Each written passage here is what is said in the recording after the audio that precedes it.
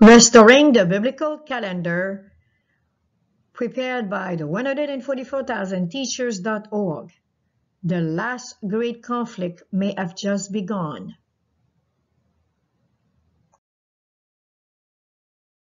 Standing on trial for your beliefs.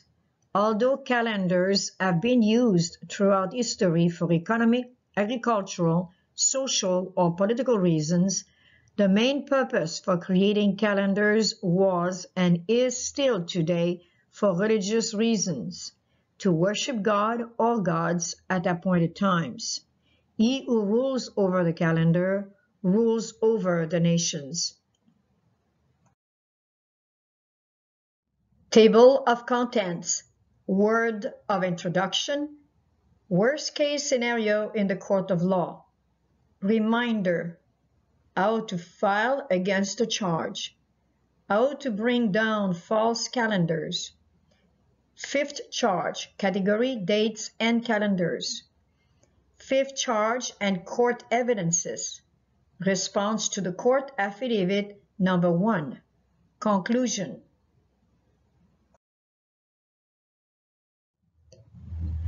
Historical sketches of the foreign mission, page 197. Those who cling to old customs and hoary errors have lost sight of the fact that light is ever increasing upon the path of all who follow Christ. Truth is constantly unfolding to the people of God. We must be continually advancing if we are following our leader. It is when we walk in the light that shines upon us, obeying the truth that is open to our understanding, that we receive greater light. We cannot be excusable in accepting only the light which our fathers had 100 years ago. If our God-fearing fathers had seen what we see and heard what we hear, they would have accepted the light and walked in it. If we desire to imitate their faithfulness, we must receive the truth opened to us as they received those presented to them. We must do as they would have done had they lived in our day. If you were charged with the crime of being a Christian, would there be enough evidence to convict you? Loving Father, thank you for the presence of your Holy Spirit teaching us and guiding us now in the full understanding of your purpose for us, the purpose of our understanding, worship time. We praise you and we thank you in our Savior's name. Hallelujah. Worst case scenario in the court of law.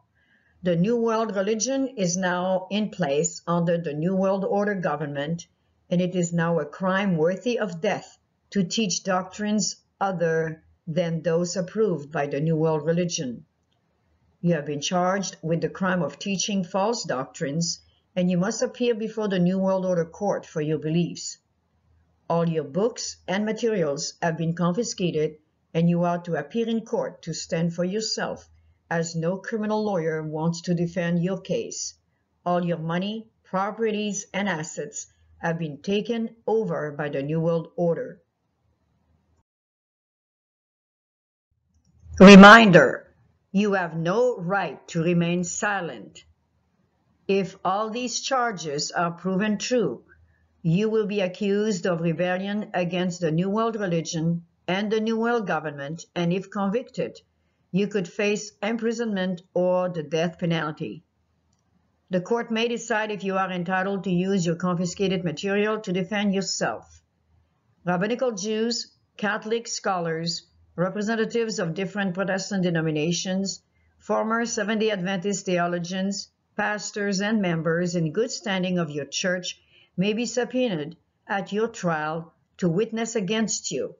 Muslim, Hindus, Buddhists, and persons claiming no association to any faith in particular to whom you taught in the past may be asked to the witness stand to testify against you. You may be required to stand on trial for days and even weeks to answer for your beliefs. How to file against a charge served under the New World Religion. Fifth charge, category relating to dates and calendar. You have decided to respond to this charge as a defendant respondent. Examine carefully the forms you need to fill up and serve them to the appropriate courthouse. How to bring down false calendars by upholding true education by enunciating the universal laws. Question: how to bring down the building of false calendars? Answer: the foundation must be attacked. The educational and religious system, the mortar and the bricks must be grounded down, their methods of instruction. The method to bring false education, false calendars down, by enunciating the universal laws, thus said the Lord, and by illustrating them with the laws of nature and other laws, such as the sanctuary and prophecy. Exodus chapter 9, verse 31, and the flax and the barley was smitten, for the barley was in the year, and the flax was bold. Daniel chapter 8, verse 14, and he said unto me, unto 2,300 days, then shall the sanctuary be cleansed. Fifth charge, category relating to dates and calendars. Court evidences against charge number 5. This is the charge served against you under the New World Religion. You have thought that in 1844, the antitypical Day of Atonement took place on October 22nd, according to the biblical lunisolar barley harvest Mosaic law calendar restored by William Miller and his associates in the 1800 era. You have used the Grace Amadon collection and the Spirit of Prophecy to teach this heresy. Court evidences.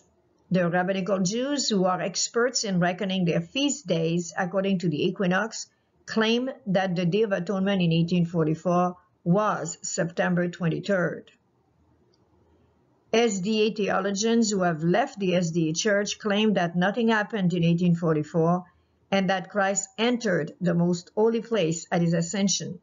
Theologians still in the SDA faith claim that October 22nd, 1844 is not that important after all. Court evidences against charge number 5. Response to charge number 5 enunciate the universal law. The rabbinical Jews, who are experts in reckoning their feast days according to the equinox, claim that the Day of Atonement in 1844 was September 23rd. SDA theologians who have left the Seventh-day Adventist Church claim that nothing happened in 1844 and that Christ entered the most holy place at his ascension.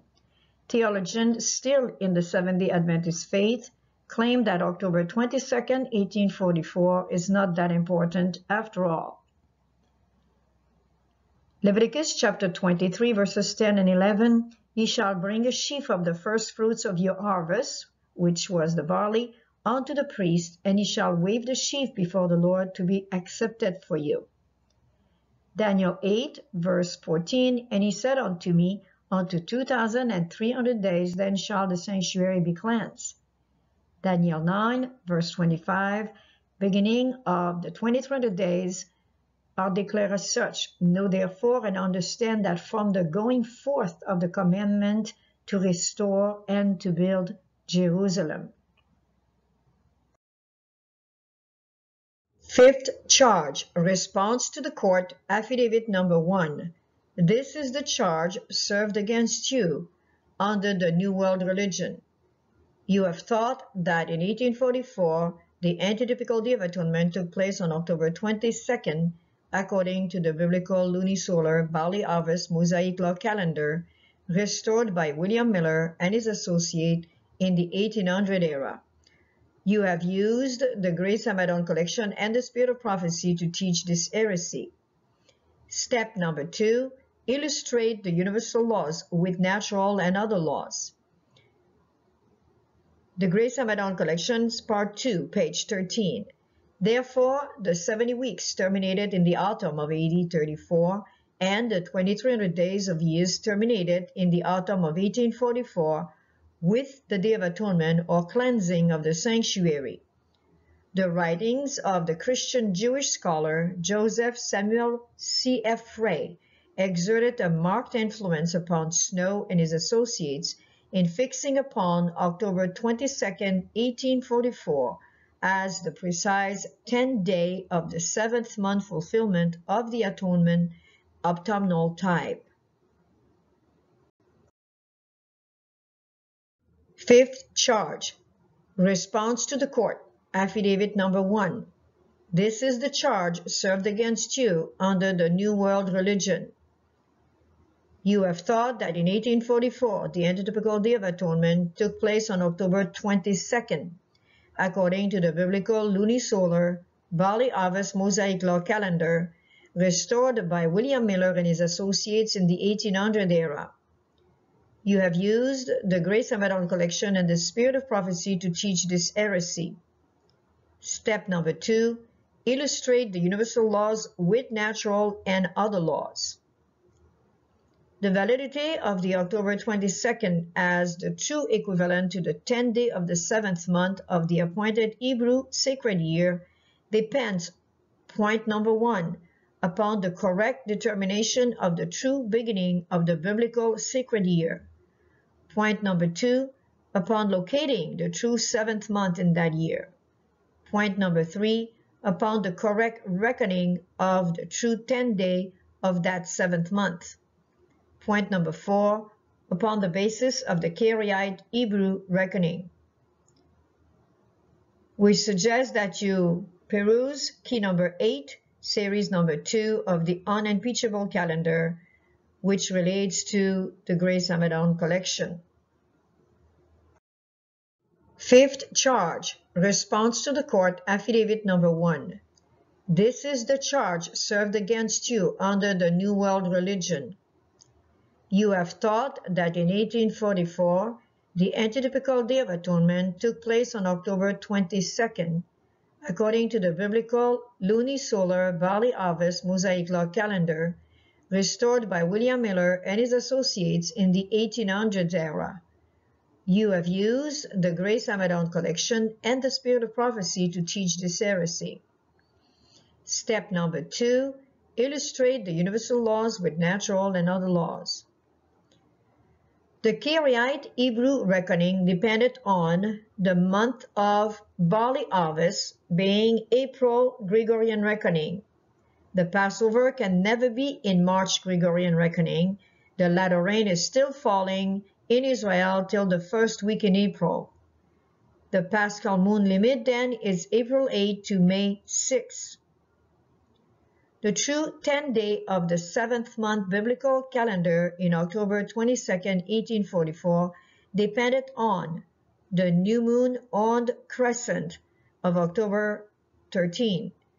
The Feast of Trumpets then would have been October 13, the first of the 7th month.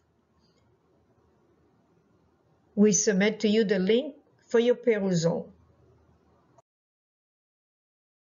The 1st century AD and the calendar. The Mosaic ceremony connected with the barley harvest, so vital in its control of the Hebrew year, did not long survive the 1st century of the Christian era because of the dispersion of the Jews.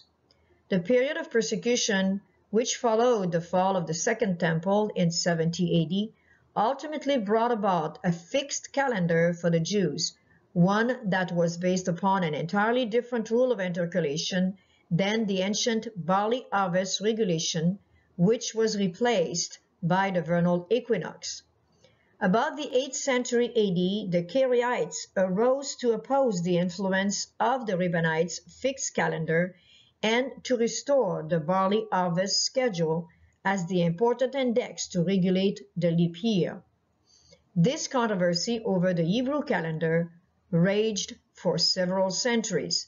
Since 1780, the Karaites have been slowly compromising with the Reubenites on this question and today follow a fixed calendar. We recommend that you follow this link in order to find more quotes taken from the Grace Abaddon collection regarding the history of the major changes that was brought upon the Hebrew biblical calendar. Fifth charge, response to the court, affidavit number 1. This is the charge served against you under the New World Religion. You have taught that in 1844, the antitypical Day of Atonement took place on October 22nd, according to the biblical lunisolar barley harvest Mosaic law calendar, restored by William Miller and his associates in the 1800 era. You have used the Grace Abaddon collection and the Spirit of Prophecy to teach this heresy. Step number 2, illustrate the universal laws with natural and other laws. The Great Controversy, pages 399 and 423.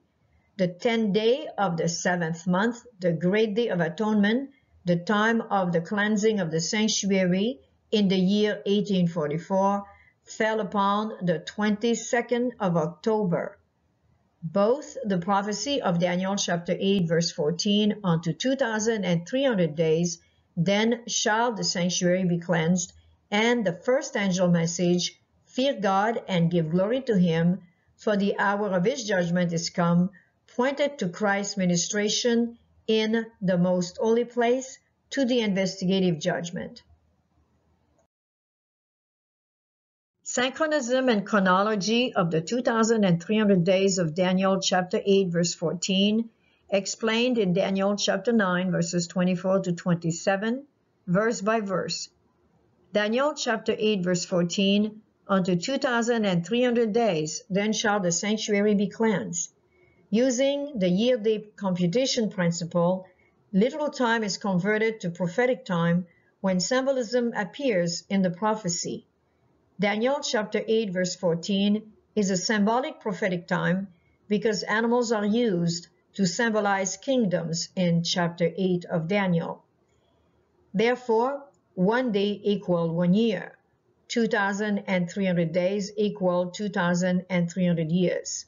This principle is also shown in Numbers chapter 14 verse 34, when the spies went throughout the land of Canaan for 40 days, 10 of them brought back a bad report, and the children of Israel were punished, having to go now 40 years in the wilderness. The book of Leviticus chapter 23 verse 27 also support this principle according to a day for a year. We know that the Day of Atonement is celebrated only 1 day each year. So therefore, 2,300 days of atonement would be equivalent to 2,300 years. Daniel chapter 9 verses 24 to 27, verse 24, the 70 weeks. 70 weeks are determined upon thy people and upon thy holy city, to finish the transgression, and to make an end of sins, and to make reconciliation for iniquity, and to bring in everlasting righteousness, and to seal up the vision and prophecy, and to anoint the most holy. We need to convert the 70 weeks in days, because we are speaking about 2,300 days. So therefore, we multiply by 7 days, and we obtain 490 days. Following the principle, a day for a year, then we have 490 years. Passing now to verses 25 to 27, which basically break down the 70 weeks. Verse 25, know therefore and understand that from the going forth of the commandment to restore and to build Jerusalem unto the Messiah the Prince shall be 7 weeks and 62 weeks. The street shall be built again, and the wall even in troublous times. We're going to look first at the 7 weeks mentioned, and again we have to convert by 7 days, and we obtain 49 days again of years. Now we're left with the 62 weeks. A score in biblical language is 20. So therefore here we have 3 score, so we will multiply 3 by 20, which gives us 60. And now we can add the 2 weeks, which will be 62 weeks, again, which needs to be converted. So therefore, 62 weeks multiplied by 7 days, we obtain 434 days of years. And we will continue with the next verses in the next slide.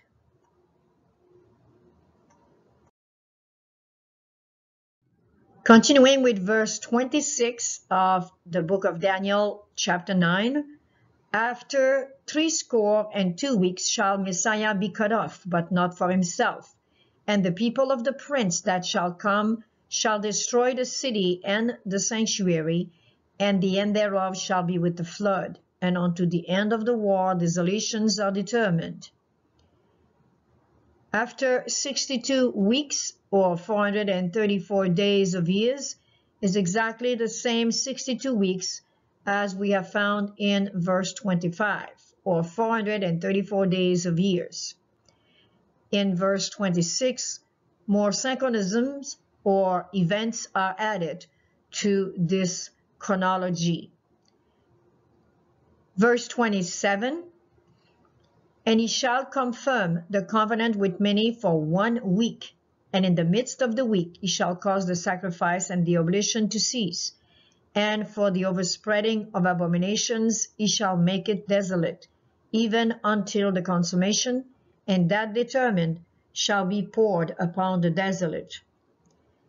In verse 27 we have 2 time frame, 1 week, or 2 chronology, 1 week, and the midst of the week. For now we will determine the 1 week. 1 week again needs to be converted 2 days, so therefore we have 7 days, and being that it's a symbolic timeline, so we have 7 days of years.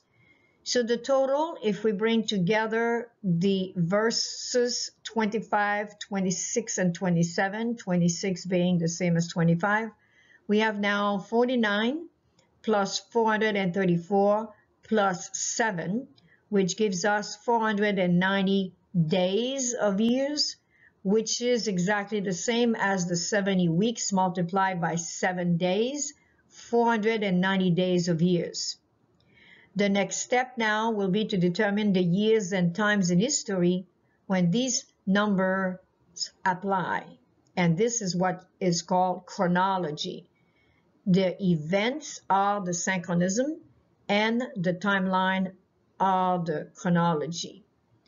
Verse 25 states, know therefore and understand that from the going forth of the commandment to restore and to build Jerusalem unto the Messiah the Prince. Now we want to determine, according to the book of Ezra, when this decree was actually given. And there are 3 decrees that were sent out to rebuild Jerusalem, as mentioned in the book of Ezra. The first decree being, historically, one was written by Cyrus to restore the house of God, which is found in Ezra chapter 6, verses 1 to 3.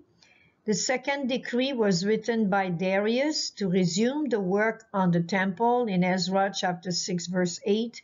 And the third decree was written by Artaxerxes to restore and build Jerusalem in Ezra chapter 7, verses 1 to 28, which was dated in the fall of 457 BC.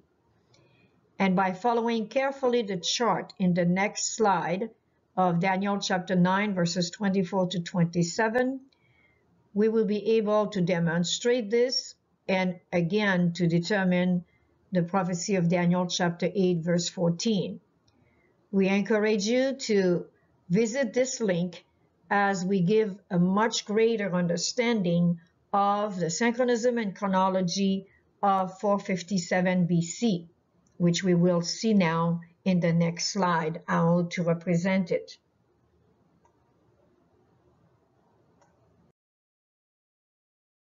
Continuing with the synchronism and chronology of the 2,300 days of Daniel chapter 8, verse 14, as we have explained in Daniel chapter 9, verses 24 to 27. Now we are ready to introduce our finding in a chart, a chronology chart of the 2,300 days of Daniel chapter 8 and 9 by applying the synchronism to that chart. The chronology being the timeline, the synchronism being the event. And we start with the important event that we have determined, the know and understand, with the decree of Artaxerxes in the fall of 457 BC. And as we have seen, the first chronology was the 7 weeks, which we have determined to be 49 days of years when we converted it. So therefore, here what we need to do is to take the 457 BC minus the 49 years, which brings us to 408 BC. And this is the date of the restoration of the plan to restore Jerusalem and Israel as a nation. Now, when we have here the 62 weeks, which we have converted to 434 days of years, we are now to subtract the 434 years minus the 408 BC, and we will come to 26 AD. Why? Because we have to add one more year when we change from the BC to the AD, which brings us to 27 AD. Do not forget, because otherwise you will make a mistake. And this points to when Messiah was anointed. And remember, we are going from fall to fall. And this is when Christ would have been anointed in the fall of 27 AD. Now we only need to determine the 1 week of the prophecy, which we have converted into 7 days of years. And we add this prophecy now of 7 years to the 27 AD, and we come to 34 AD, which that's when the gospel was reaching out now to the Gentiles, representing also the death of Stephen. Now, we have a midst of the week that we have to determine, and that would point to 31 AD. If we were to go in the middle of the week between the 27 and 34, it will go to 31 AD, which represents when Christ was crucified. We will just finish right now the chart, and then we will come back to the 31 AD because there is an apparent discrepancy, and we will show it to you in the next chart. Now we continue with the 34 AD, and we know that we have now to make it to the 2300 days. So already we have determined the 34 AD, so we need simply now to continue with the missing years that will be between the years we have already determined and the 2300 days of years, and we would come up to 1810 years. So that would be kind of easy if we simply went 34 plus 1810, that will give us 1844. There are other ways that people are doing it, but this is very simple when we have already determined that much of the prophecy. So when we look at it now, from this approach, we can include into it the destruction of Jerusalem in 70 AD, the 1260 days of years, which starts in 538 AD, bringing us to 1798, and then finally to 1844, the end of the 2300 days. And this, we believe, is when the sanctuary was starting to be cleansed with the 22nd of October, 1844. So therefore, we have a completeness here of this prophecy, and we only need to determine the 31 AD because there is an apparent discrepancy in that particular choice of the year. So we will go now to this chart, which is a chronology chart, again, of the midst of the week of Daniel chapter 9, verse 27. And what we have to look at is the 31 AD, the 27 AD, and the 34 AD. The discrepancy is quite clear. 31 minus 27 is 4 years. 34 minus 31 is 3 years. So therefore, we are not in the midst of the week. The only solution to determine and to determine and definitely show without a shadow of a doubt that it is the midst of the week in 31 AD, the crucifixion of Christ, is by using Leviticus 23, the calendar of the Bible, the calendar of the sanctuary, which we know that Christ, according to Exodus chapter 12, was killed at the same time as the lamb was killed at Passover, which was in the evening sacrifice time. So therefore, we will work here with the biblical calendar of Leviticus 23 and the Feast of Passover in order now to define the 3.5 years, which would be the midst of the week. So all what we need to do is to go from Passover to Passover 1 year, 30 AD. Passover to Passover 1 year, 29 AD. Passover to Passover 1 year, 28 AD. And we know there are 6 months between Passover and Tabernacles. So therefore, we go to 27 AD now in the fall, and we come to Tabernacles. If we were to continue a full year, we would end up in Passover of 27 AD, which is earlier, of course. But we need to stop at Tabernacle because we need that half a year right here. So therefore, we do have the half a year plus the 1 year, plus the 1 year, plus the 1 year, which gives us exactly the 3.5 year. And there is no longer the discrepancy here of the 4 years. We have 3.5 years exactly. So again, the same procedure, 34 minus 31 is only 3 years, but if we use Passover and we go from 31 AD Passover to Passover 32, we have 1 year. To Passover 33, we have 1 year. To Passover 34, we have 1 year. And now we need only half a year. So we make it to Tabernacle of 34.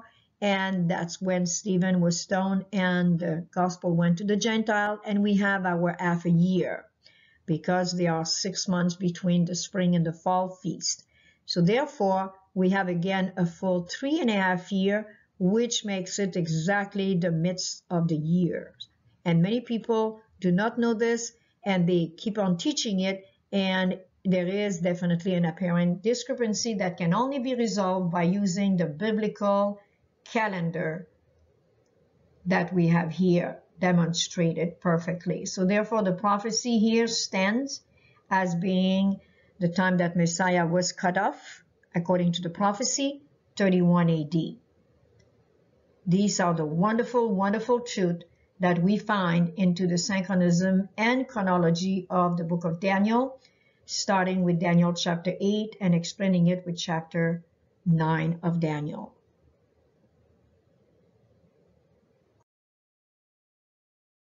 Fifth charge, category relating to dates and calendar. Court evidences against charge number 5. This is the charge served against you under the New World Religion. You have thought that not only the feast of Leviticus 23 must still be observed and calculated according to the lunisolar barley harvest, new moon, or crescent calendation, but the weekly Sabbath must also be reckoned using this calendar. Court evidences, some theologians agree that the feasts are calculated from the lunisolar calendar, but this rule does not apply for the 7-day Sabbath and must be kept Saturday, Gregorian calendar reckoning.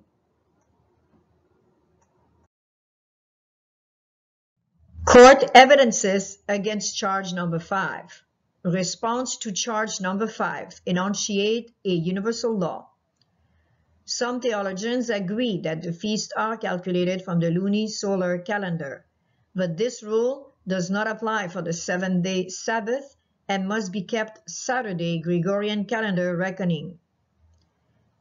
Leviticus chapter 23, verses 1 to 3. And the Lord spake unto Moses, saying, Speak unto the children of Israel, and say unto them, concerning the feast of the Lord, which ye shall proclaim to be holy convocation, even these are my feasts. 6 days shall work be done, but the 7th day is the Sabbath of rest, an holy convocation. You shall do no work therein. It is the Sabbath of the Lord in all your dwelling. Exodus chapter 20, verses 8 and 9. Remember the Sabbath day to keep it holy.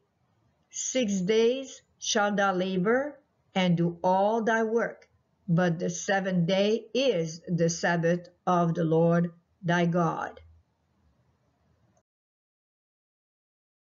Fifth charge, category relating to dates and calendars. Court evidences against charge number 5.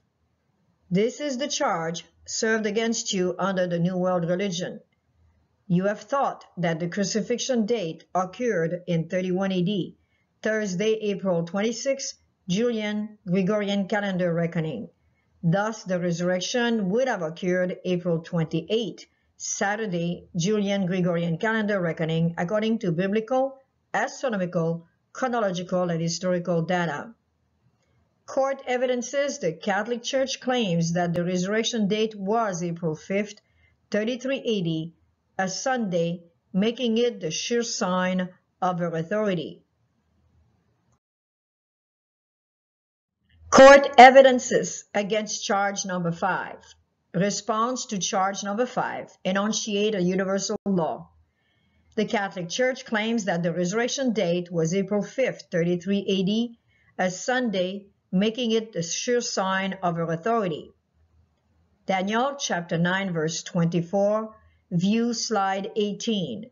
70 weeks are determined upon thy people and upon thy holy city to finish the transgression and to make an end of sins and to make reconciliation for iniquity and to bring in everlasting righteousness and to seal up the vision and prophecy and to anoint the most holy.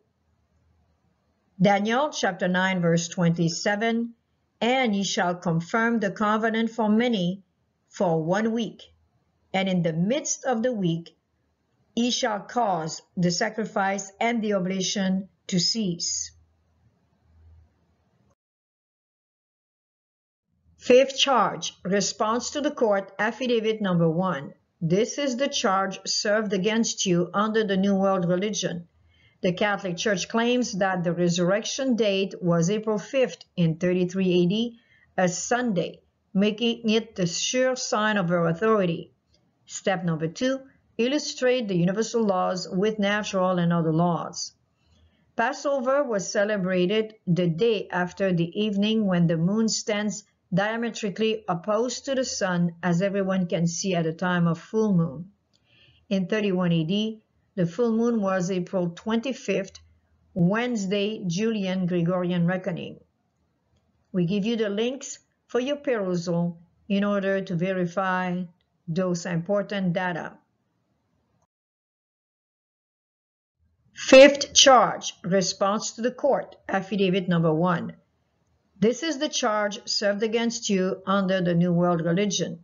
You have taught that the crucifixion date occurred in 31 AD, Thursday, April 26, Julian Gregorian calendar reckoning. Thus, the resurrection would have occurred April 28, a Saturday, Julian Gregorian calendar reckoning, according to biblical, astronomical, chronological, and historical data. Step number 2, illustrate the universal laws with natural and other laws. Christ died the day after the full moon. The full moon was on Wednesday, April 25th in 31 AD. Christ died on Thursday, April 26th. He rested on Friday, April 27th, and resurrected on a Saturday, April 28th. We give you the links for your perusal. Fifth charge, category relating to dates and calendars. Court evidences against charge number 5. This is the charge served against you under the New World Religion. You have taught that Babylon, namely the Catholic Church and apostate Protestantism, will fall because Sunday keeping is based on the Sunday resurrection, and the resurrection could not and has not occurred on a Sunday. Court evidences no scholars or astronomers can prove with certainty the true day of Christ's crucifixion. Fifth charge, response to the court, affidavit number 1. This is the charge served against you under the New World Religion. You have taught that Babylon, namely the Catholic Church and apostate Protestantism, will fall because Sunday keeping is based on the Sunday resurrection, and the resurrection could not and has not occurred on a Sunday. Step number 2, illustrate the universal laws with natural and other laws. Christ died the day after the full moon. The full moon was Wednesday, April 25th in 31 AD, according to the data of USNO. Christ died on a Thursday, April 26th, rested on a Friday, April 27th, and resurrected on a Saturday, April 28th. We submit to you the links in order to find to the Grace Amadon collection all of these important informations. Court evidences against charge number 5. Response to charge number 5, enunciate a universal law. No scholars or astronomers can prove with certainty the true day of Christ's crucifixion. Exodus chapter 9 verse 31, and the flax and the barley was smitten, for the barley was in the year, and the flax was bold.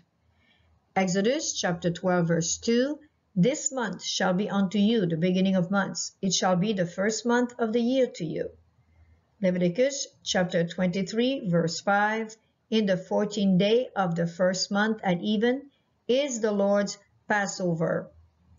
In slides number 17 and 18, it can be demonstrated when the crucifixion occurred according to the 70 weeks of the book of Daniel, chapter 9, and it occurs in 31 AD. And as demonstrated, 31 AD is the midst of the biblical week. And when we go from there, then we can add in 31 AD when exactly would have Passover taken place according to the USNO data, and from there conclude exactly when Christ rested in the tomb and when he resurrected. Firm foundation of October 22nd, 1844. Such was the firm foundation laid by the seventh month movement heralds of the first angel message between August and October 1844.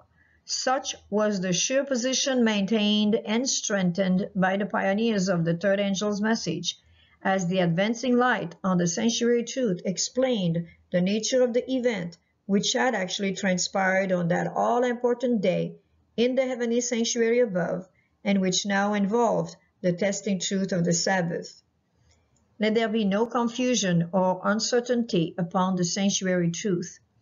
Acquaintance with its unassailable proofs and their full justification before the world and the church means spiritual confidence and satisfaction of soul, and in consequence, an aggressive forwarding of the banner of truth in the midst of the collapsing standards and growing uncertainties all about us.